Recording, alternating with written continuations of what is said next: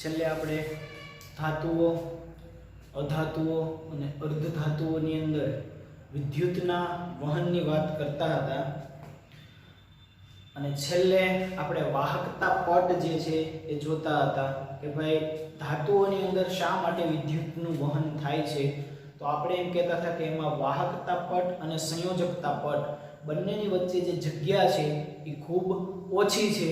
તેથી ઇલેક્ટ્રોન નીચેના ઉર્જા સ્તરમાંથી ઉપરના ઉર્જા સ્તરમાં એટલે કે સંયોજકતા કોષમાંથી વાહકતા પટમાં સરળતાથી જઈ શકે છે. માટે ધાતુઓની અંદર વિદ્યુતનું વહન થાય છે. બીજું આપણે એવું કહેતા હતા કે ભાઈ અવાહકો અને અર્ધવાહકો.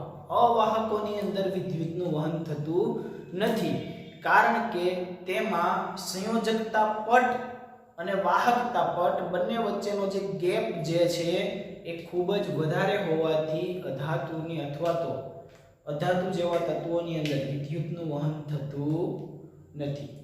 હવે અથવા તો આપણે એવા તત્વો કહીએ કે જેમની અંદર ગેપ સંયોજકતા પટ અને વાહકતા પટ વચ્ચે ગેપ વધારે છે તેવા તત્વોની અંદર વિદ્યુતનું વહન થતું નથી. અને અર્ધવાહકોની અંદર છેલ્લે એવું જોયું હતું કે ભાઈ સંયોજકતા પટ અને વાહકતા પટ વચ્ચે જે ગેપ જે છે એ કેવો છે? ઓછો છે, ધાતુ કરતા વધારે. જેમાં વહન નથી થતું અવાહકો કરતા કેવો? ઓછો. એટલે વિદ્યુતનું વહન થોડા ઘણા ઇલેક્ટ્રોન સંયોજકતા કોષમાંથી વાહકતા કોષની અંદર અમુક ઇલેક્ટ્રોન ઉર્જા આપતા જાય છે તો થોડું ઘણું વિદ્યુતનું વહન થાય છે. તો ચાલો હવે આ જે વિદ્યુતનું વહન જે છે એ ખાસ કરીને જે અધાતુ તત્વો છે, અધાતુ તત્વો અર્ધવાહકો કરતા વધારે વિદ્યુતનું વહન કરવા માટે ઉપયોગમાં લેવાતા તત્વો છે અધાતુ તત્વો. તો જે અધાતુ તત્વો જે છે એમની અંદર વિદ્યુતનું વહન કરવા માટે અથવા તો એમની જે વિદ્યુતનું વહન કરતા નથી તો એમની વાત જ નથી કરતા, પરંતુ જે અર્ધવાહકો જેને આપણે કહીએ છીએ થોડું ઘણું વિદ્યુતનું વહન કરે છે તો એમની વાહકતા વધારવા માટે શું કરવું પડે? એમની વાહકતા કઈ રીતે વધશે? આપણે કીધું કે અમુક ઇલેક્ટ્રોન છે સંયોજકતા કોષમાંથી વાહકતા પટની અંદર જ્યારે જાય છે ત્યારે થોડું ઘણું વિદ્યુતનું વહન થાય છે એટલે આપણે એને અર્ધવાહકો કહીએ છીએ. તો હવે એમની વાહકતાને વધારવા માટે શું કરવું પડે? આપણે એવું શું કરીએ કે જેના કારણે એમની વાહકતા વધી જાય? તો એમની વાહકતા વધારવા માટેની પ્રક્રિયાને આપણે ડ્રોપિંગ કહીએ છીએ. અર્ધવાહકોની વાહકતા વધારવા માટે જે કંઈ પ્રોસેસ કરીએ છીએ તેને આપણે શું કહીએ છીએ? ડ્રોપિંગ કહીએ છીએ. છેલ્લે આપણે આવું પૂર્ણ કર્યું હતું. હવે આ અશુદ્ધિઓ જે છે અર્ધવાહકોની અંદર અશુદ્ધિઓ ઉમેરવામાં આવે. શું ઉમેરવામાં આવે? અશુદ્ધિ. અશુદ્ધિઓ ઉમેરીએ એના કારણે અર્ધવાહકોની વાહકતાની અંદર શું થતો જાય? એની વાહકતાની અંદર વધારો થતો જાય. તેથી આપણે અર્ધવાહકોની અંદર અશુદ્ધિઓ ઉમેરશું. હવે અશુદ્ધિઓ બે પ્રકારની હોય. એક ઇલેક્ટ્રોનથી સમૃદ્ધ અશુદ્ધિ અને એક ઇલેક્ટ્રોનથી ઉણપ અશુદ્ધિ. એક ઇલેક્ટ્રોનથી કેવી? સમૃદ્ધ અશુદ્ધિ. ઇલેક્ટ્રોનથી સમૃદ્ધ અશુદ્ધિઓ કઈ? અશુદ્ધની સમૃદ્ધ અશુદ્ધિ. હવે ઇલેક્ટ્રોનથી સમૃદ્ધ અશુદ્ધિ અને બીજું આવશે ઇલેક્ટ્રોનથી ઉણપ અશુદ્ધિ. આ બે પ્રકારની અશુદ્ધિઓ એમની અંદર હોય છે વાહકતા વધારવા માટે જવાબદાર. હવે ઇલેક્ટ્રોનથી સમૃદ્ધ અશુદ્ધિ એટલે કે સમૃદ્ધ એટલે વધારે. જે કંઈ ઇલેક્ટ્રોન છે એમના કરતા પણ વધારે આપણે એને શું કહીશું? સમૃદ્ધ કહીશું. અને ઉણપ એટલે ઘટતા હોય ઇલેક્ટ્રોન તેને આપણે ઉણપ કહીશું. તો જોઈએ આમની અંદર વાહકતાની અંદર વધારો થાય છે કે આમની અંદર વાહકતામાં વધારો થાય છે. હવે સિલિકોન અને જર્મેનિયમ બે તત્વોની અહીંયા વાત કરેલી છે કે ભાઈ સિલિકોન અને જર્મેનિયમ જે તત્વો છે એ સમૂહ નંબર કેટલાના તત્વો છે? સિલિકોન અને જર્મેનિયમ આ સમૂહ નંબર 14 ના તત્વો છે. ફોસ્ફરસ અને આર્સેનિક સમૂહ નંબર 15 ના તત્વો છે. હવે અર્ધવાહકો કોણ છે? તો કે અર્ધવાહકો છે સિલિકોન અને જર્મેનિયમ. આ કોણ છે? અર્ધવાહકો છે, અર્ધવાહકો. સિલિકોન અને જર્મેનિયમ એ અર્ધવાહકો છે. એમની અંદર અશુદ્ધિ તરીકે શું નાખશું? ફોસ્ફરસ અને આર્સેનિક નાખશું. ફોસ્ફરસ અને આર્સેનિક ની અશુદ્ધિ આમાં એડ કરશું તો સિલિકોનની વાહકતામાં શું થશે? વધારો. હવે આપણે દરેક જાણીએ છીએ કે સિલિકોન છે, સિલિકોન એ સમૂહ નંબર કેટલાનું તત્વ છે? સમૂહ નંબર 14 નું તત્વ છે. તેથી તેમની બાહ્યતમ કોષની જે ઇલેક્ટ્રોન રચના જે છે એ કઈ રીતે થશે? 3s2 3p2 આવું થાય ને ભાઈ? 3s2 3p2. અને ફોસ્ફરસ છે સમૂહ નંબર 15 નું તત્વ છે. ફોસ્ફરસ ક્યાં છે? 15 નું તત્વ. એટલે 15 ના તત્વની જો બાહ્યતમ કોષની ઇલેક્ટ્રોન રચના લખવામાં આવે તો ફોસ્ફરસ માટે થશે 3s2 3p3. અને આર્સેનિક માટે બાહ્યતમ કોષની ઇલેક્ટ્રોન રચના લખવામાં આવે તો 3a4s2 4p3. બાહ્યતમ કોષની ઇલેક્ટ્રોન રચના. જર્મેનિયમ માટે લખવામાં આવે તો 4s2 4p2. આ એમની બાહ્યતમ કોષની ઇલેક્ટ્રોન રચના છે. હવે આપણને ખબર છે કે ફોસ્ફરસના એટલે કે સમૂહ નંબર 15 ના જે તત્વો છે એમની બાહ્યતમ કોષની અંદર કેટલા ઇલેક્ટ્રોન છે? 5 ઇલેક્ટ્રોન છે. સમૂહ નંબર 14 ની અંદર બાહ્યતમ કોષની અંદર કેટલા ઇલેક્ટ્રોન છે? 4 ઇલેક્ટ્રોન છે. હવે અહીંયા ફોસ્ફરસ જે છે એ કેટલા ઇલેક્ટ્રોન ધરાવે છે? બાહ્યતમ કોષની અંદર 5 ઇલેક્ટ્રોન ધરાવે. 3 ને 2 5. હવે આનું ડ્રોપિંગ, ફોસ્ફરસનું ડ્રોપિંગ હું સિલિકોન સાથે કરું. કોની સાથે? સિલિકોન સાથે કરીએ. એને જ આપણે ડ્રોપિંગ કહીએ છીએ ને. તો ફોસ્ફરસનું ડ્રોપિંગ સિલિકોન સાથે કરીએ તો સિલિકોનની બાહ્યતમ કોષની જે ઇલેક્ટ્રોન રચના જે છે એ કેવી છે? 3s2 3p2. હવે આને વ્યવસ્થિત લખું તો આવી રીતે લખી શકું. ભાઈ અહીંયા થોડી ઊર્જા આપશો એટલે આ ઇલેક્ટ્રોન ઉત્તેજિત અવસ્થામાં જઈને ક્યાં જતો રહેશે? p કોષની અંદર જતો રહેશે. એટલે આવું થશે. ઉત્તેજિત અવસ્થામાં ઇલેક્ટ્રોન રચના એમની. ઓકે, એનું ડોપિંગ મારે કોની સાથે કરવાનું છે? ફોસ્ફરસ સાથે. ફોસ્ફરસ સાથે કેટલા ઇલેક્ટ્રોન છે? 5. 3s અને 4s અને 4p. ફોસ્ફરસ સાથે ડ્રોપિંગ કરું તો એવું થશે કે ભાઈ આમનો જે એક ઇલેક્ટ્રોન જે છે 5 ઇલેક્ટ્રોન થયા. આમનો જે એક ઇલેક્ટ્રોન છે તો આમની સાથે બોન્ડિંગ કરી લેશે. આમનો ઇલેક્ટ્રોન આમની સાથે બોન્ડિંગ કરી લેશે. આમનો ઇલેક્ટ્રોન આમની અહીંયા એક ઇલેક્ટ્રોન બધા બોન્ડિંગ કરી લેશે. પરંતુ હવે અહીંયા તો પૂર્ણ ભરાયેલ કોષ છે. અથવા તો ઉત્તેજિત થઈને અહીંયા જશે તો આનો s કોષ ખાલી રહેશે.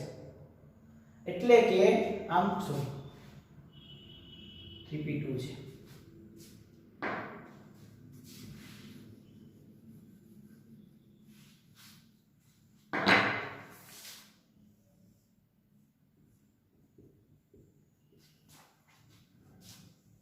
આ s કોષ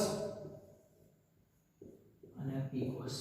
હવે તમે જુઓ તો ફોસ્ફરસ ની પાસે 3 ઇલેક્ટ્રોન છે ખાલી બોન્ડિંગ કરવા માટે. 1 2 3 અને અહીંયા 1 2 3 અને 4. 4 સહસંયોજક બંધ બનવા માટે જઈ રહ્યો છે. આ કેટલા 4 બંધ બનાવશે? 4 સહસંયોજક બંધ બનાવશે. હવે સિમ્પલ આપણને ખબર પડે કે ભાઈ ફોસ્ફરસ પાસે કેટલા ઇલેક્ટ્રોન છે બાહ્યતમ કોષની અંદર? 5 ઇલેક્ટ્રોન. સિલિકોન પાસે કેટલા છે? 4 ઇલેક્ટ્રોન. હવે આમને આમની સાથે બોન્ડિંગ કરવું હોય તો કેટલાના ઇલેક્ટ્રોન વપરાય? 4 ઇલેક્ટ્રોન વપરાય. એટલે 4 ને 4 કેટલા થાય? 8 ઇલેક્ટ્રોન થાય. 8 ઇલેક્ટ્રોન અષ્ટકના નિયમ મુજબ 8 ઇલેક્ટ્રોન એમની બાહ્યતમ કોષ છે પૂર્ણ થઈ જાય તો બાકીનો 1 ઇલેક્ટ્રોન વધશે. એટલે કે આના 4 ઇલેક્ટ્રોન બોન્ડિંગમાં ભાગ લઈ લીધા પછી પણ 1 ઇલેક્ટ્રોન વધશે. વધે ને એ 4 ઇલેક્ટ્રોન. આના કેટલા? ફોસ્ફરસના બાહ્યતમ કોષના 5 ઇલેક્ટ્રોન. એટલે આના 4 ઉપયોગમાં લેવાય, આના 4 ઉપયોગમાં લેવાય તો વધે કેટલો ઇલેક્ટ્રોન? 1 ઇલેક્ટ્રોન. તો આમની અંદર 1 ઇલેક્ટ્રોન વધશે જે વધારાનો રહેશે. એને આપણે કહીશું બિન વિસ્થાનીકૃત ઇલેક્ટ્રોન. કેવો કહીશું? બિન સ્થાનીકૃત ઇલેક્ટ્રોન. બિન સ્થાનીકૃત ઇલેક્ટ્રોન. બિન સ્થાનીકૃત ઇલેક્ટ્રોનનો મતલબ એવો થયો કે એમનું કોઈ સ્થાન ફિક્સ છે નહીં. તેથી આ ઇલેક્ટ્રોન શું કરશે? વિદ્યુતનું ભાઈ મુક્ત ઇલેક્ટ્રોન છે તો વિદ્યુતનું વહન કરવામાં ઉપયોગમાં લેવામાં આવશે. જેવી રીતે ગ્રેફાઇટ ની અંદર પહેલા લટકતા ઇલેક્ટ્રોન હતા, એક લેયર પછી બીજું લેયર ની વચ્ચે જે એક ઇલેક્ટ્રોન મુક્ત રહેતો હતો અને ગ્રેફાઇટ ની અંદર વિદ્યુતના વહન માટે જવાબદાર હતો. તો અહીંયા જે આ મુક્ત ઇલેક્ટ્રોન છે એ શું કરશે? વિદ્યુતના વહન માટે જવાબદાર થશે. એટલે કે સિલિકોનની વાહકતા ફોસ્ફરસ સાથે ડ્રોપિંગ કરતા આવું થશે, જેમાં મુક્ત ઇલેક્ટ્રોન મળશે જે વિદ્યુતનું વહન કરશે. એવી જ રીતે આર્સેનિક નું ડ્રોપિંગ હું કોની સાથે કરું? જર્મેનિયમ સાથે. તો જર્મેનિયમ નું ડ્રોપિંગ આર્સેનિક સાથે કરું તો આની પાસે કેટલા ઇલેક્ટ્રોન? 4. આની પાસે કેટલા ઇલેક્ટ્રોન? 5 ઇલેક્ટ્રોન. ટોટલ કેટલા થવા જોઈએ? 8 ઇલેક્ટ્રોન પ્લસ 1 ઇલેક્ટ્રોન વધારાનો છે. આ વધારાનો ઇલેક્ટ્રોન શું કરશે? વિદ્યુતનું વહન કરશે. તેથી જર્મેનિયમની પણ વાહકતા વધારી શકાય. આ બંને જે અર્ધવાહકો હતી હવે એમની વાહકતા વધી ગઈ છે. સિલિકોનની વાહકતા અને જર્મેનિયમની વાહકતા વધી ગઈ છે, પણ ઇલેક્ટ્રોન કેવો છે? નેગેટિવ છે. તો આ પ્રકારના અર્ધવાહકો જે છે સિલિકોન અને જર્મેનિયમની કયા પ્રકારના અર્ધવાહકો છે? n પ્રકારના અર્ધવાહકો છે. n મતલબ નેગેટિવ. ઇલેક્ટ્રોન પર માઈનસ ચાર્જ હોય ને, એટલે નેગેટિવ પ્રકારના અર્ધવાહકો છે જેને n પ્રકાર કહીએ છીએ. તો આ પ્રકારના અર્ધવાહકો તમે જોયો ડાયોડ જે બને છે, ઓકે, તો એ ડાયોડ પણ કયા પ્રકારનો અર્ધવાહક છે? સિલિકોન અને જર્મેનિયમનો બનેલો હોય. એની વાહકતા કેવી થઈ ગઈ? ફોસ્ફરસ અને આર્સેનિક સાથે સિલિકોન અને જર્મેનિયમનું ડ્રોપિંગ કરતા તેમની વાહકતાની અંદર શું થઈ ગયો છે? હવે વધારો થઈ ગયો છે. તેથી તેમનો ઉપયોગ છે અલગ પ્રકારના ડાયોડ બનાવવામાં થાય છે. અહીંયા વાહકતાનો વધારો ઋણભારિત ઇલેક્ટ્રોનના કારણે હોય છે. તેથી ડ્રોપ કરેલા સિલિકોનને આપણે ક્યાં કહીએ છીએ? n પ્રકારના અર્ધવાહકો કહીએ છીએ. અહીંયા વાહકતા કોના કારણે છે? ઇલેક્ટ્રોનના કારણે છે. તેથી આપણે આ પ્રકારના અર્ધવાહકોને કયા પ્રકારના કહીએ છીએ? n પ્રકારના કહીએ છીએ. તો આ થઈ ગઈ ઇલેક્ટ્રોનની સમૃદ્ધ અશુદ્ધિ. આપણે અશુદ્ધિ તરીકે શું ભેળવું? ફોસ્ફરસ અને આર્સેનિક. ફોસ્ફરસ કોની અંદર ભેળવો? સિલિકોન. આર્સેનિક શેમાં ભેળવો? જર્મેનિયમ. આવું કેમ કર્યું? અહીંયા જુઓ 4s 4p છે, તો અહીંયા પણ 4s 4p છે. એટલા માટે આને આની સાથે, પછી આવું ના ચાલે આને આની સાથે, કેમ કે આનું ઊર્જા શક્તિ તો 3s છે, આનો ક્વોન્ટમ નંબર 4s, એટલે આ ત્રીજા આવર્તનું તત્વ છે અને આ ચોથા આવર્તનું, એટલે આપણે એક જ આવર્તના તત્વો લીધેલા છે. એટલા માટે આને આમ નેમ કરેલું છે.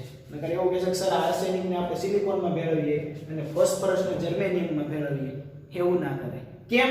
કેમ કે આમનો ક્વોન્ટમ નંબર 4 છે, આમનો ક્વોન્ટમ નંબર 3 છે, એટલે અલગ આવર્તના તત્વો છે, એટલે ઊર્જાનો ગેપ જે છે એ વધે જાય.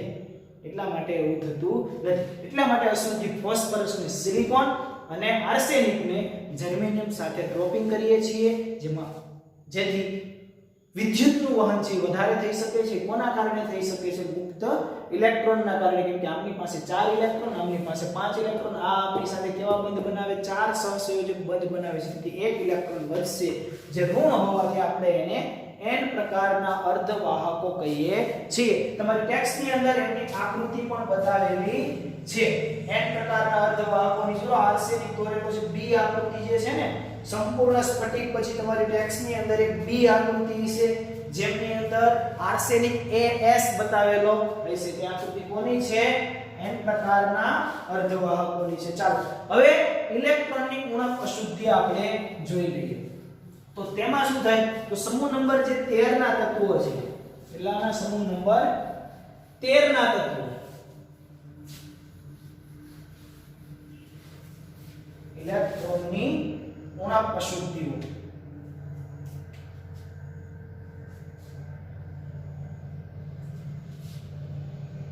ઇલેક્ટ્રોનની ઉણપ અશુદ્ધિ. હવે સિલિકોન અને જર્મેનિયમ ડ્રોપિંગ સમૂહ નંબર 13 ના તત્વો. 13 ના તત્વો એટલે ક્યાં? તો આપણને ખબર છે કે બેગન, આલુ, ગાજર, બોરોન, એલ્યુમિનિયમ, ગેલિયમ, આ બધા સમૂહ નંબર 13 ના તત્વો છે. તો બોરોન, એલ્યુમિનિયમ, ગેલિયમ આ સમૂહ નંબર 13 ના તત્વો છે. તો આમની સાથે અશુદ્ધિ તરીકે સિલિકોન અને જર્મેનિયમ ની અંદર સમૂહ નંબર 13 ની અશુદ્ધિ આપણે ભેળવીએ તો શું થાય? તો આપણને ખબર છે કે સમૂહ નંબર 13 ની અંદર સંયોજકતા કોષની અંદર કેટલા ઇલેક્ટ્રોન છે? સંયોજકતા કોષની અંદર 3 ઇલેક્ટ્રોન છે. સમૂહ નંબર 13 એટલે બોરોન. બોરોન ની અંદર સંયોજકતા કોષની અંદર કેટલા ઇલેક્ટ્રોન છે? 3. એવી રીતે એલ્યુમિનિયમ સંયોજકતા કોષ 3 ઇલેક્ટ્રોન. ગેલિયમ બાહ્યતમ કોષની અંદર કેટલા ઇલેક્ટ્રોન? 3 ઇલેક્ટ્રોન. જ્યારે સિલિકોન અને જર્મેનિયમ ની અંદર કેટલા છે? સિલિકોન અને જર્મેનિયમ ની અંદર કેટલા ઇલેક્ટ્રોન છે? 5 ઇલેક્ટ્રોન છે. કેટલા છે? 5 ઇલેક્ટ્રોન. 5 ઇલેક્ટ્રોન છે ને ભાઈ 5. હવે જુઓ તમે કે સિલિકોન નું અથવા તો સિલિકોન સાથે હું બોરોન નું ડ્રોપિંગ કરું તો ટોટલ ઇલેક્ટ્રોન કેટલા થઈ જાય? 8 ઇલેક્ટ્રોન થઈ જાય. એટલે એમાં વિદ્યુતનું વહન થવા માટે કોઈ ઇલેક્ટ્રોન મુક્ત છે નહીં. તેથી વિદ્યુતનું વહન કરી શકશે નહીં. એટલે આમનું બોરોનનું ડ્રોપિંગ હું સિલિકોન સાથે કરું, ઓકે, એલ્યુમિનિયમનું ડ્રોપિંગ હું જર્મેનિયમ સાથે કરું તો શું થશે? તો કે ટોટલ ઇલેક્ટ્રોન 8 થઈ જાય છે, કોઈ મુક્ત ઇલેક્ટ્રોન રહેતો નથી. તેથી વિદ્યુતનું વહન થઈ શકે નહીં. માટે આવા પ્રકારના જે અર્ધવાહકો જે છે એને આપણે શું કહીએ છીએ? ઇલેક્ટ્રોનની ઉણપ. એટલે એક ઇલેક્ટ્રોન ઘટે છે. જો વિદ્યુતનું વહન કરવું હોય તો એક ઇલેક્ટ્રોનની જરૂર પડે છે. એટલે કે ઉણપ છે. ઉણપ હોય કોઈ પણ ની અંદર આપણે એવું નથી લખતા બોરોન ઉપર પ્લસ, કોઈ પણ તત્વ ઉપર પ્લસ ચાર્જ હોય તો એનો મતલબ આપણે એમ કહીએ છીએ કે આને ઇલેક્ટ્રોન ગુમાવેલો છે. તો જ પોઝિટિવ ચાર્જ હોય ને એના ઉપર. તો પોઝિટિવ ચાર્જનો મતલબ જ એમ થઈ ગયો ઉણપ. તો અહીંયા ઇલેક્ટ્રોનની ઘટ છે એટલે ઉણપ. ઉણપથી ચાર્જ કયો આવ્યો? પોઝિટિવ ચાર્જ આવશે ઉણપનો. તો પોઝિટિવ ને આપણે p પ્રકાર કહીએ. p પ્રકાર. આ પ્રકારના અર્ધવાહકોને ક્યાં કહેવાય? p પ્રકારના અર્ધવાહકો કહેવાય છે. કારણ કે એમાં ધન વીજભાર છે તે કેવો રહે છે? ખાલી રહે છે. ધન જે છિદ્ર છે તે કેવું રહે છે? ખાલી રહે છે. જ્યારે એમના ઘટક કણો ગોઠવાતા હશે ત્યારે એમની અંદર ધન વીજભારિત કણ જે છે કેવો રહેતો હોય છે? ખાલી રહેતો હોય છે. એટલે એક ઇલેક્ટ્રોન ને એમાં કેવી હશે? ઉણપ. તેથી પોઝિટિવ વીજભાર કેવો રહેવાનો? એમના એમ. માટે આપણે આમને p પ્રકારના અર્ધવાહકો કહીએ છીએ. હવે જે p પ્રકારના અર્ધવાહકો છે મૂળ સ્થાનમાંથી ઇલેક્ટ્રોન છિદ્ર છોડી દે છે. જો આ પ્રમાણે બને તો એવું દેખાશે કે ઇલેક્ટ્રોનનું છિદ્ર નહીં ભરાય અને ઇલેક્ટ્રોનની છિદ્રની વિરુદ્ધ દિશામાં જશે. એટલે કે ઇલેક્ટ્રોનનું કોઈ છિદ્ર ભરાવાનું છે નહીં. ઇલેક્ટ્રોન જ્યારે આમાંથી સ્થાન છોડીને જતો રહેશે ત્યારે ત્યાં જગ્યા છે તે એમના એમ રહેવાની છે, જે પોઝિટિવ સ્થાન તરીકે આપણે લઈએ છીએ. આ સ્થાનને p પ્રકારના અર્ધવાહકો કહીએ છીએ, જે કોઈ વિદ્યુતનું વહન કરતા નથી. એવું નથી કે અશુદ્ધિ ભેળવવાથી હરેક વખતે વિદ્યુતનું વહન થાય જ. સિલિકોન અને જર્મેનિયમની અંદર જ્યારે ફોસ્ફરસ અને આર્સેનિકની અશુદ્ધિ ભેળવતા હતા તો વિદ્યુતનું વહન થતું હતું. અહીંયા બોરોન એલ્યુમિનિયમની અશુદ્ધિઓ ભેળવીએ છીએ તો વિદ્યુતનું વહન થતું નથી. તેનું કારણ આપણને ખબર છે કે ઇલેક્ટ્રોન જે મુક્ત હોવો જોઈએ તે મુક્ત ઇલેક્ટ્રોન છે નહીં.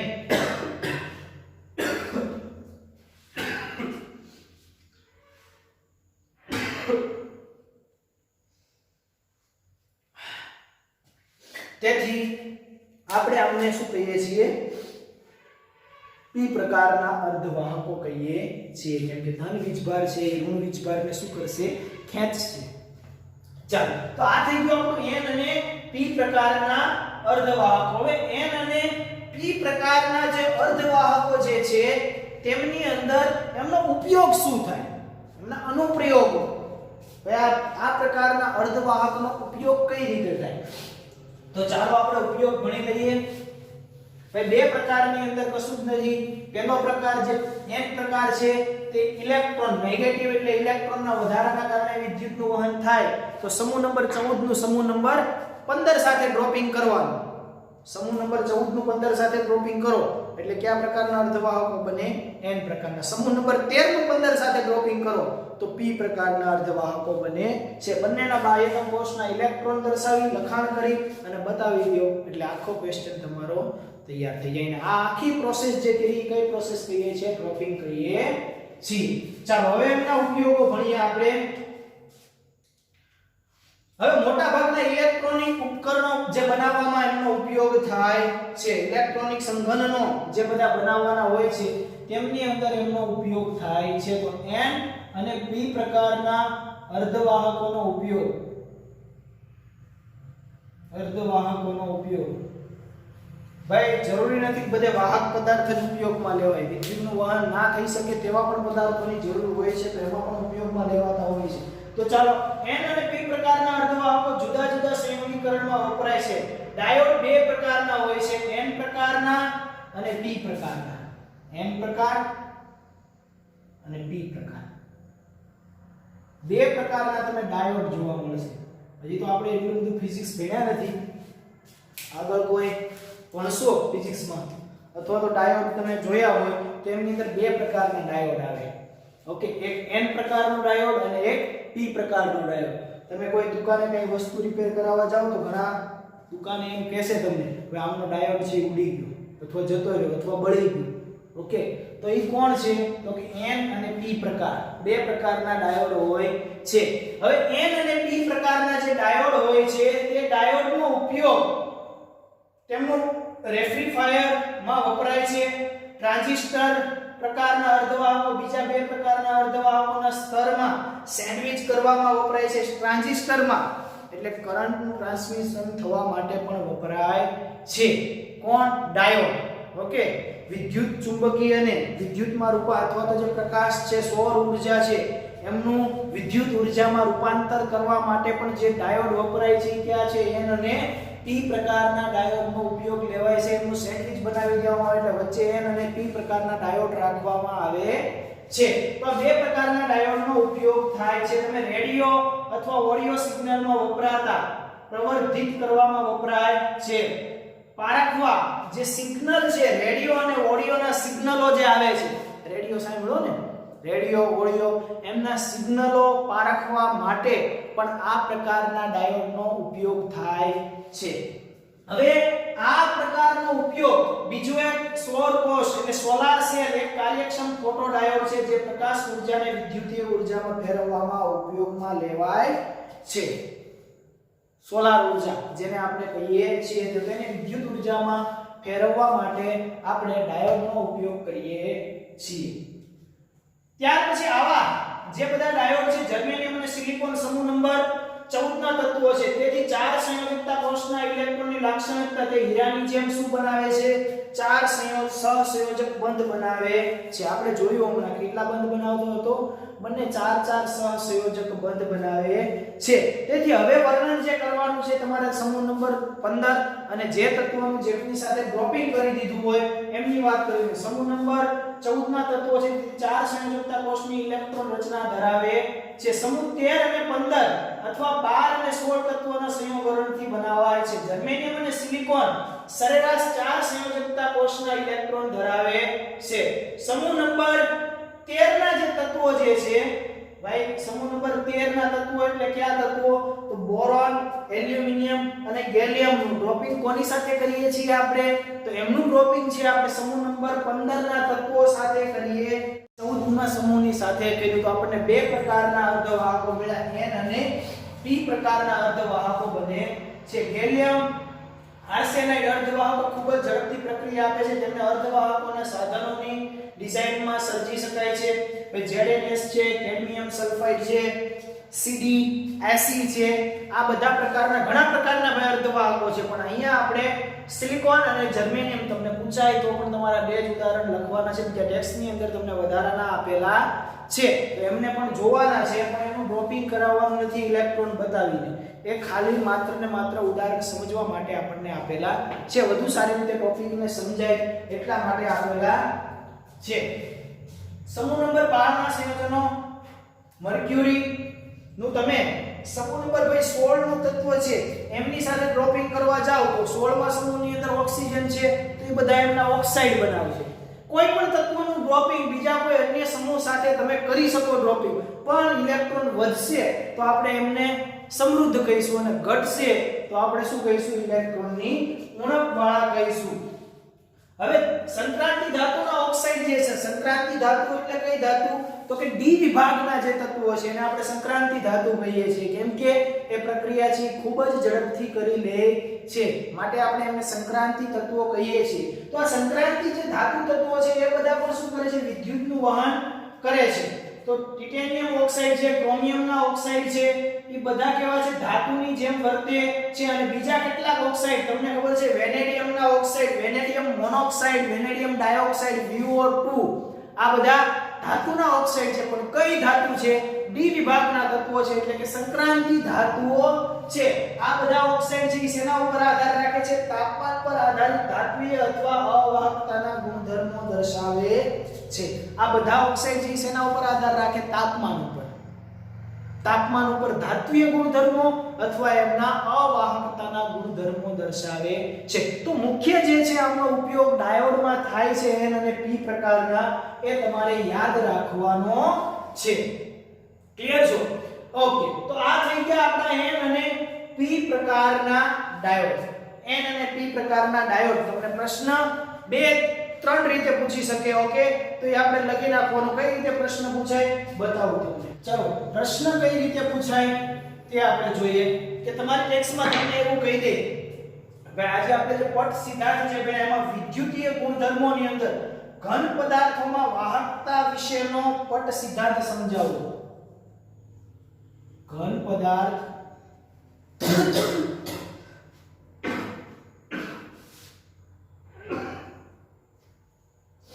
ઘન પદાર્થોમાં વાહકતા વિશેનો પટ સિદ્ધાંત સમજાવો. આવો પ્રશ્ન પૂછાય તમને. ઘન પદાર્થોમાં વાહકતા વિશેનો પટ સિદ્ધાંત સમજાવો. તો તેમની અંદર તમારે વાહકો, અવાહકો, અર્ધવાહકો શું લખવાનું? વાહકો, અવાહકો, અર્ધવાહકો. આ 3 વાહકો આપણે કીધું હતું ને ભાઈ આટલાથી આટલા સુધીના ગાળાની અંદર આ પદાર્થો જે વિદ્યુતનું વહન કરે તેને આપણે વાહકો કહીએ. અહીંયાથી અહીંયા સુધીમાં એને અવાહકો કહીએ અને અહીંયાથી અહીંયા સુધીમાં એને અર્ધવાહકો કહીએ. લખવાનું. પછી ધાતુઓની અંદર વિદ્યુતનું વહન સમજાવવાનું. અર્ધવાહકોની અંદર તમારી ટેક્સ્ટ બુકની અંદર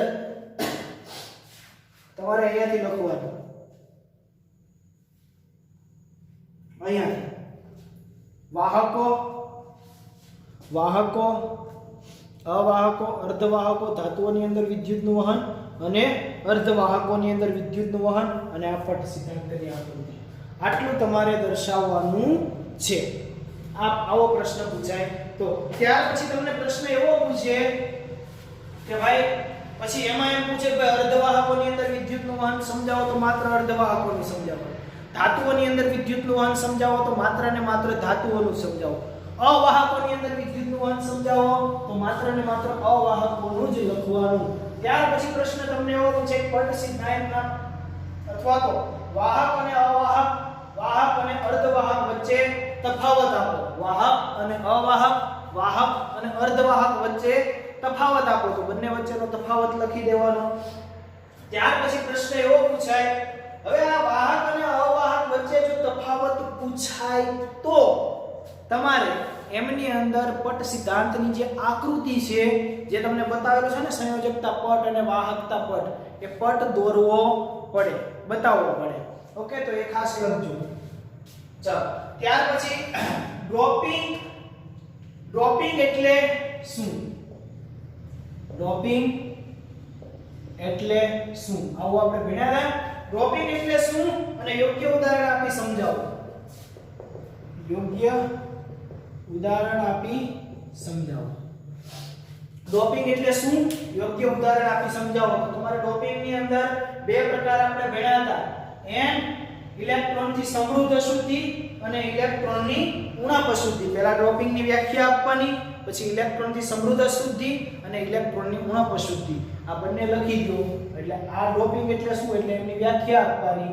સિલિકોન અને જર્મેનિયમ નું જે કરીએ છીએ તે. પછી યોગ્ય ઉદાહરણ ની અંદર તમારે આપવાનું છે સિલિકોન અને જર્મેનિયમ નું.